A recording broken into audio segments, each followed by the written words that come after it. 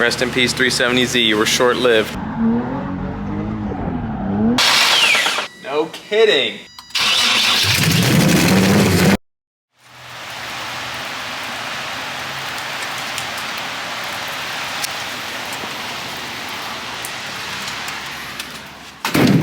I literally cannot express how much I love it when it's raining outside and I'm in the shop. I think it's because when it's not raining outside, I feel like there's something to be done outside. So I have this constant feeling of anxiety, like I should be outside either enjoying the day or doing something outside. But when it's raining, you're able to like relax, because I'm gonna stay away from the outside as long as I can. And I'm gonna stay here in the comfort of my shop and get some work done.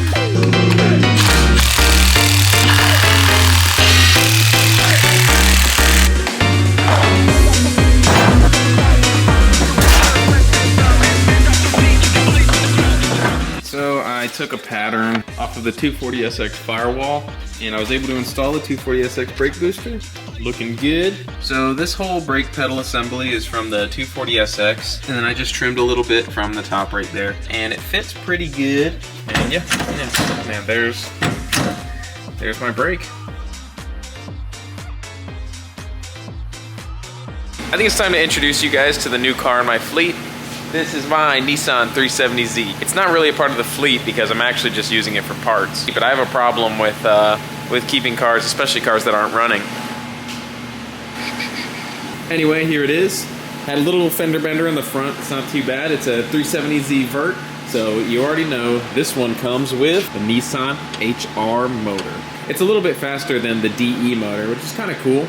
It's also a little bit newer. Full interior, mixed match wheels. Now, I've never had a car that has one of these too, so this is pretty interesting. I was looking for the key. So that goes in there, clutch in.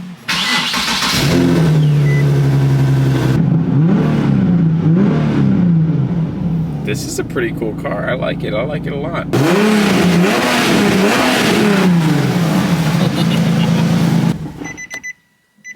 And that's it. That's the last time this car will run. Until that full engine and all of its goodness is in the drift truck. I know, horrible, right? I'm taking apart this beautiful, perfect car and putting it into that big hunk of shit. Pretty excited about this. So I think the first thing I'll start to do is going to be to take down the front end and start labeling the wiring harness. Basically, I'm going to be using everything from this car. I'm going to be using the engine, the harness, the battery, the ECU, the transmission, the drive shaft. But yeah, anyway, that's it. And whoa, I just flicked this fly out of the air. I shit you not.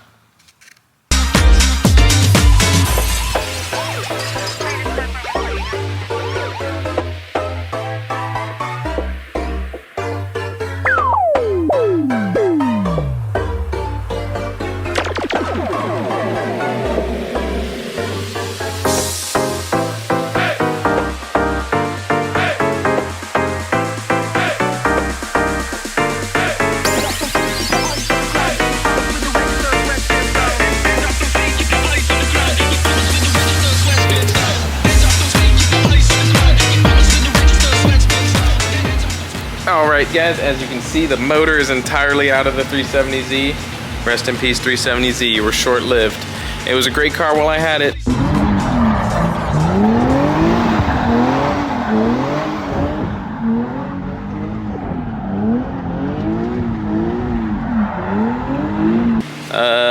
But I think it's time to use this car to its max potential. And its max potential meaning cramming this 6-cylinder into there. It'll be easy. It's that easy. I just got done pulling the rest of the engine bay harness out and labeling it for all the wiring stuff, but I'm gonna save that. We'll just knock it out in one video. I think what I'm gonna go ahead and do is see what it's gonna take to fit that in here. So this right here is my motor mount swap kit. They already make them for VQ to S chassis. As I mentioned before, the mounts exist. I'm not gonna make them. I bought them already. So now I'm gonna go ahead and put them on the engine.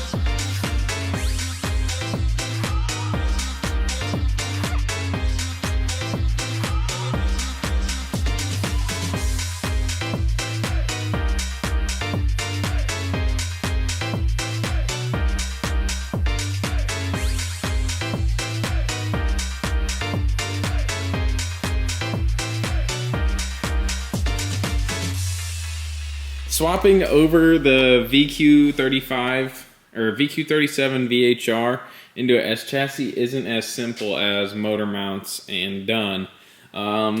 If you look down in there, my starter solenoid is hitting my gearbox. Like the motor mount isn't even lined up and it's already hitting it. So I know that's going to be an issue.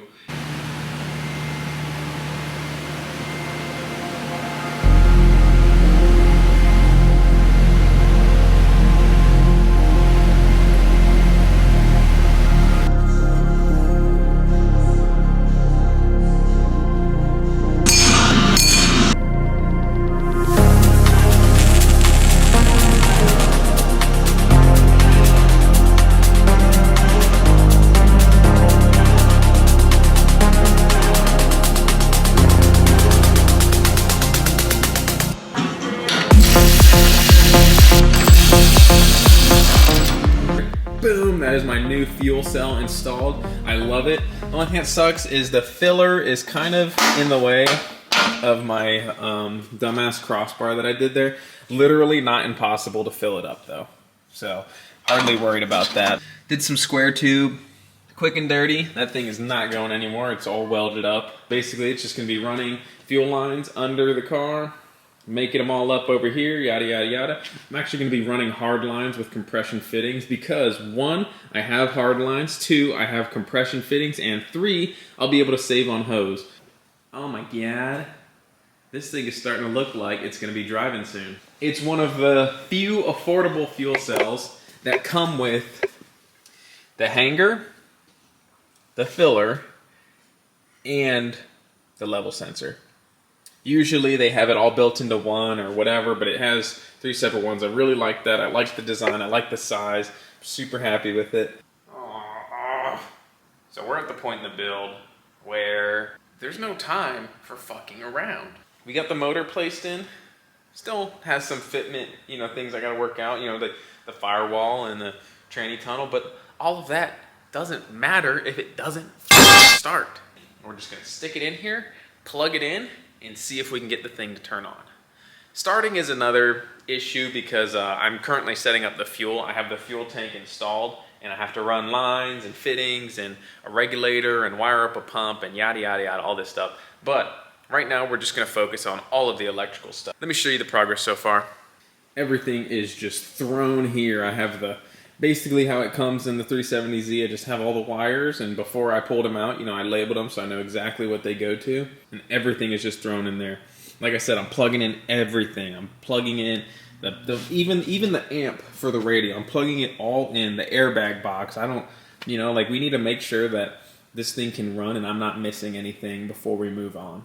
Another thing is I'm gonna have to transfer over the drive-by-wire gas pedal.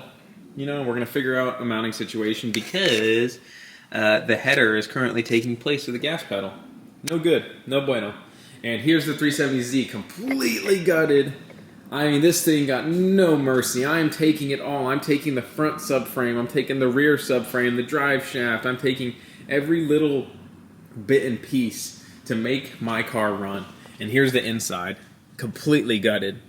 Every harness, every module. This took like 3 or 4 days.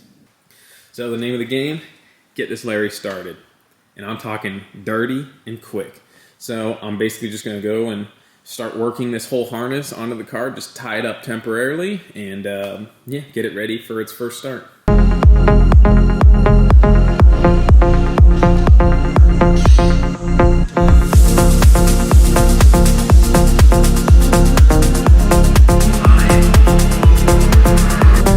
Fit a VQ-HR into a S13 subframe, you have to do this method. You have to raise the motor, unfortunately, and you have to angle your steering rack just a little bit so it can clear. So what I ended up doing for clearing the starter is I obviously welded a spacer, made a big old fat spacer to lift up the motor. I cocked the steering rack at a bit of an angle, and then I re-welded the bracket that holds the steering rack. The starter is cleared. I have everything from the wiring harness plugged in, except for the battery right here.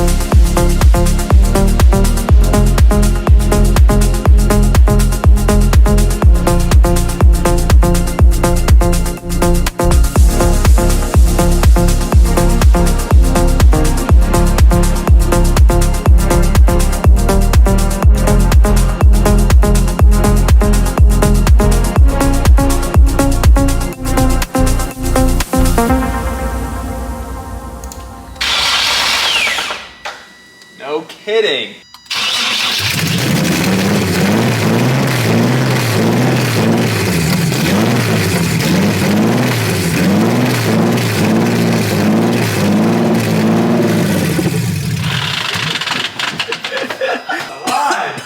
Bro, that shit stinks. I know. Oh my god. Completely finished the rear. I just have to drop in the fuel pump, and I think that's it.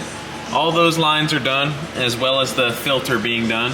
So I made some cribs for the feet today. Today's New Year's Day. Happy New Year's, by the way. And I spent all day with my girlfriend making cribs for each tire because I'm gonna be working under the car a lot, and the jack stands were kind of claustrophobic. So now there's a ton of room to work under there, and not to mention it's safe and it's up and it's resting on 4 wheels, so I can work under it with ease. One of the main things I'm gonna work on right now is gonna be the exhaust, because these headers, as you can see, the headers are basically in the cabin. They are right where the gas pedal should be. Here's my gas pedal. They're right where the pedal should be, and I just need to angle them a little bit more downwards and start working on the exhaust. But the fuel system is basically done. I might remake 1 or 2 hoses. Got the compression fittings that I welded to hard tube and hard tube to fuel filter, and yes, it is basically done. So yeah, I'm actually gonna be taking out all this stuff back out so that I could start welding and, you know, get to work on all that stuff. I got my fuel pressure regulator all set up, and I just have it going off of the evap hose. I'm gonna make that a little bit cleaner. But yeah, everything works good, all the way adapted right here onto the VQ's fuel rail. So the key things I'm gonna be working on is just gonna be the exhaust and the sheet metal, because I need to close up this big old hole. That's basically gonna be it for this episode. In the next episode, we're gonna be tying up all the things for the motor. That's the transmission mount, the exhaust, not to mention a bunch of other stuff. Anyway, so that's gonna be it for this video. I wanna thank you guys for watching, and I'll see you next time.